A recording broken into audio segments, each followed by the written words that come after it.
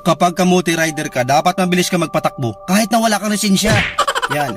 Piga lang ng piga ng sa linyador kahit na wala kang lisensya. Tapos yung kurbada mo dapat mga 120 over pasyente. Pasyente ka talagang damuho ka kapag nadisgrasya ka. Tapos send mo yung GCash mo for donation dyan sa kabubuhan mo. Yan. Ganyan dapat yung mindset. Tapos yung focus mo dapat, mabilis ka lagi kasi natatay ka, di ba? Tapos, pag namumotor ka, huwag kang mag-helmet. Huwag kang mag-helmet kasi matigas naman yung ulo mo talaga, hindi ka marunong makinig. Feeling mo kasi pugi ka, kaya tinanggal mo yung helmet mo para ipakita yung pagmumukha mo, ang kapal ng mukha mo. Yan, yung mindset mo ganun dapat, huwag ka mag-helmet. Bahala na mahuli. Tapos, yung tambutso mo, kailangan maingay yan eh. Kasi kulang pa. Lakasan mo pa.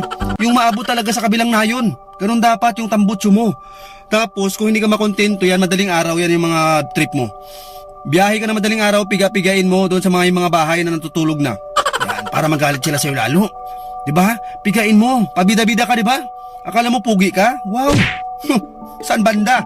Diba? Tapos, piga-pigain mo pag hindi ka na kontento. Yung tainga mo, ilapit mo sa tambutso, ikunik mo doon. Tapos, pigain mo ng gusto para marinig mo. Para matauhan ka. Ganun dapat yung mindset. Yung focus mo kasi dyan, dapat piga lang ng piga. Pigain mo hanggang bahala ka kung saan ka mapunta, bahala ka sa buhay mo. Diba ganun dapat? Tapos yung angkas mo, pag umangkas sa'yo yung angkas mo, mapapadasal talaga ng 10 beses. Hindi mo alam kung saan yung punta nito. May patutunguhan pa ba to o kabilang buhay na? Yung National Highway, gawin yung racetrack. Paangat-angatin nyo yung motor nyo, dyan, magpasikat kayo, kasi nga feeling nyo, kayo yung gumawa ng kalsada na yan, kayo yung may-ari. Ang laki ng ambag nyo dyan, mga 3 simplang, kasi yung focus mo dapat dyan, sa linyador lang. Huwag mong intindihin yung nasa kalsada. Yung kurbada, sagarin mo hanggang bangin, yan, doon ka.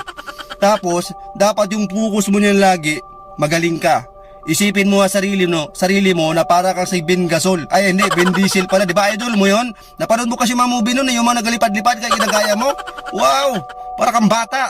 Yun, dapat yung mindset mo. Kasi dapat focus mo yung goal mo na lagi kang natatae magpatakbo, sobrang bilis. Napapagkamalan kang natatae, akala mo kung pogi ka, hindi. Pakiramdam namin sa'yo, natatae ka. Baka may LBM ka, kaya mabilis ka magpatakbo. Ganun yung pakiramdam namin sa'yo, wag mong isipin na magaling ka, hindi ganun. Ikaw lang nag-iisip ng ganun. Walang magaling. Kasi hindi ka pa magaling. Hindi pa magaling yung utak mo, kaya hindi ka magaling. Yan sa Irawan, marami yan dyan. Yung mga bata dyan na walang helmet lagi, tapos yung chinilas nakalagay sa ulo. Siguro yung ulo nila, yun yung paa nila. Nakita ko dyan nakaraan. Shoutout dyan sa Irawan, Puerto Princesa City. Shoutout dyan sa Police Station 2. Mali-mali team. Mali-mali team, abangan nyo dyan. Marami nagkakamali dyan sa Irawan. Yan, pwestuhan nyo lagi dyan yung mga